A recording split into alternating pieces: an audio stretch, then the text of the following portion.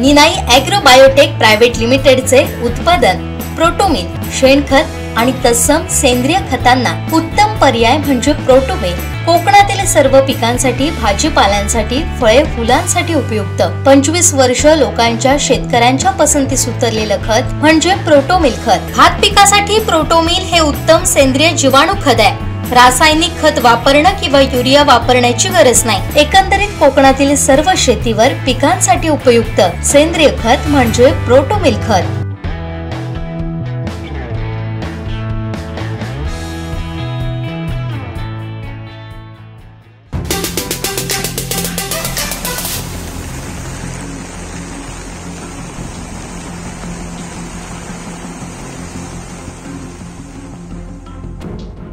देवगडात झालेल्या मुसळधार पावसामुळे शेतजमिनी बागायती पाण्याखाली गेल्या असून यामुळे वाहतुकीचा वेग देखील मंदावला होता। पोहनचक्की येथे वादळी वाऱ्याचा फटका बसला असून जामसंडे फटवाडी येथील विजय भुजबळ यांच्या घराशेजारी वीज पडून त्यांच्या घराचं मोठं नुकसान झालंय। देवगड तालुक्यात गुरुवारी दुपारी 1 वाजल्यापासून झालेल्या वादळी वाऱ्यासह मुसळधार पावसामुळे तालुक्यात ठिकठिकाणी झाडांची पडझड झाली आहे। वीज यंत्रणेत सातत्याने बिघाड होत असल्यानं विद्युत पुरवठा ग्रामीण भागात खंडित झाला होता, तर शहरी भागात देखील खंडित झालेला विद्युत पुरवठा सुरू करण्यासाठी वीज कर्मचाऱ्यांची धडपड सुरू होती। या मुसळधार पावसामुळे सकल भागातील रस्ते, माड बागायती या ठिकाणी पाणी भरलं होतं, तर नदी नाले दुथडी भरून वाहत होते। काही ठिकाणी रस्त्यावर पाणी आल्यानं वाहतूक देखील काही काळ बंद झाली होती।